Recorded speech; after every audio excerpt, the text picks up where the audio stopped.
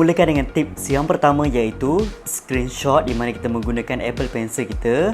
Kita tarik daripada penjuru hujung, kemudian kita tarik macam tu dan dia akan keluarkan bunyi seperti klik.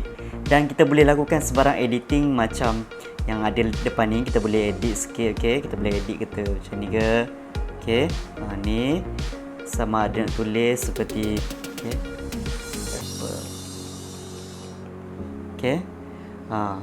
Pusing. Okey. 21 2 3 macam tu.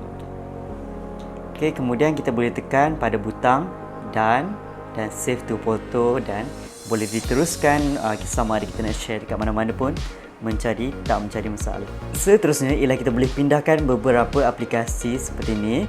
Okey, kita boleh pindahkan dengan cara bukan hanya pindah satu demi satu. Okey, macam ini. Okey, lambat. Tapi kita boleh pindahkan secara sekaligus. Misalnya kita tekan pada butang yang ni, apps ni. Kemudian satu lagi jari tekan pada yang lain. Okey, tekan.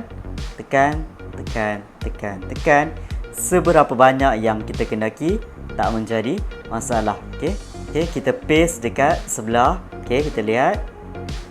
Okey, dah ada paparan seperti demikian. Yang ketiga ialah kita boleh untuk copy paste daripada satu device kepada device yang lain. Okey, contohnya kita cuba untuk copy paste daripada sini.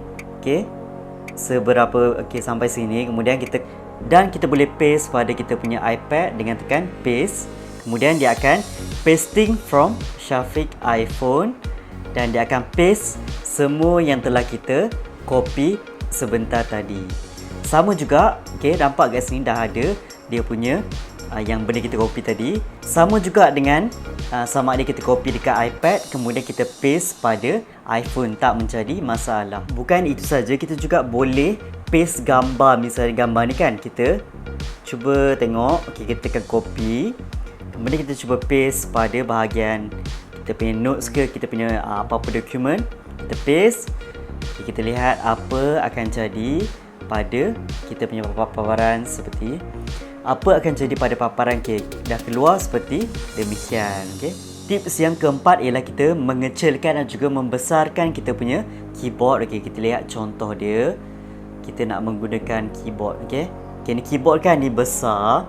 Okay, selalunya dia perlukan masa yang lebih panjang lah untuk kita nak type dia. Tapi kalau kita nak kecil, kita hanya boleh buat jari seperti cubit ni. Kita hanya kecilkan dia macam ni. Okey. Kalau kita contohnya kita buka multitasking punya tab, kalau kecil macam ni lebih memudahkan lah. Okey, kalau kita nak besarkan balik, kita pinch balik, kita besarkan balik macam ni saja. Okey. Yang kelima pula ialah kita nak jump daripada apps kepada apps yang sebelum ni kita guna. Okey, contoh dia, kita menggunakan 4 jari kita, kemudian kita hanya tekan dan kita hanya swipe. Okey. Okey, ni saya buka tadi, kemudian kita swipe lagi. Okey, ada ni Netflix, kemudian okey, ada YouTube. Okey, kita menggunakan 4 jari kita tekan, kita alihkan. Okey. So kita boleh jump daripada satu apps kepada apps yang lain dengan cepat. Untuk tips yang keenam ialah kita nak buka multitasking punya tab. Okey, contoh dia ialah kita tekan pada notes. Okey, notes kita kan. Kemudian kita naikkan sedikit pada bahagian ni, widget ni. Kemudian kita pilih satu, contohnya kita pilih YouTube. Okey, kita tekan, kita alihkan. Bila dah ada space macam ni, kita lepaskan dia dan dia dah ada YouTube. Okey, kita boleh customize dia sama ada kita nak besarkan pada bahagian mana. Selalunya kita alihkan lah. Okey, kalau video nak besar mana, kita punya notes nak besar mana kan, kita boleh alihkan. Nak alihkan tukar tempat pun boleh. Okey. Yang ketujuh pula ialah text placement, di mana text placement ni dia macam satu shortcut di mana kita tuliskan kata kunci, kemudian dia akan suggestkan ataupun dia akan replace dengan frasa yang telah kita edit dalam setting lah. Okey, contohnya saya berikan ialah okey, FN. Okey. Saya tekan kat sini dan dia ada tulis nama penuh saya, iaitu Muhammad Syafiq Biar Kadir. Okey, kita contoh yang lain ialah address. Saya tekan AD, contoh dia. Okey, tekan pada ni. Okey, dah ada address seperti demikian. Okey, contoh lain pula ialah Gmail saya. Okey, G10. Okey, dah ada seperti demikian. Okey, macam mana cara kita nak buat benda ni ialah kita pergi kepada setting, kemudian pergi kepada general. Okey, pada general kita cari keyboard. Okey, pada keyboard ni kan kita lihat kat sini text placement. Okey, text placement ni tekan pada dia. Okey, ni dah ada contoh-contoh serba sedikit lah yang saya buat. Okey, cara dia sangat senang.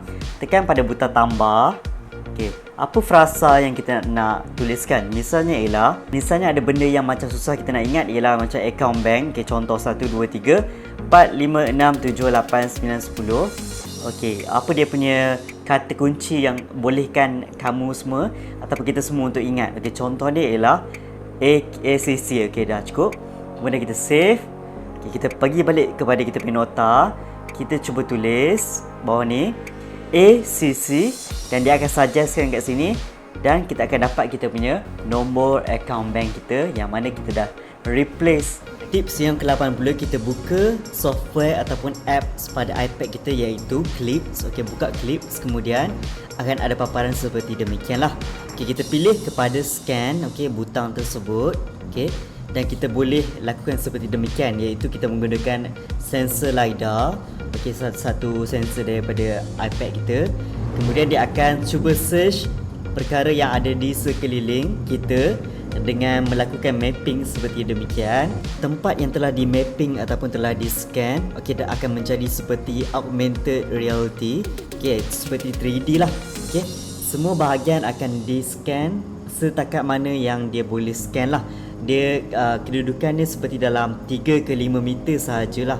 Setakat yang saya perasan itu boleh di scan. Okey, bila kita dah rasa dah ready, dah okey, kemudian kita tekan pada butang start effect. Kemudian ada efek-efek yang tertentu yang mana dah ada ataupun ada efek-efek yang mana kita kehendaki juga kita boleh download secara langsung lah.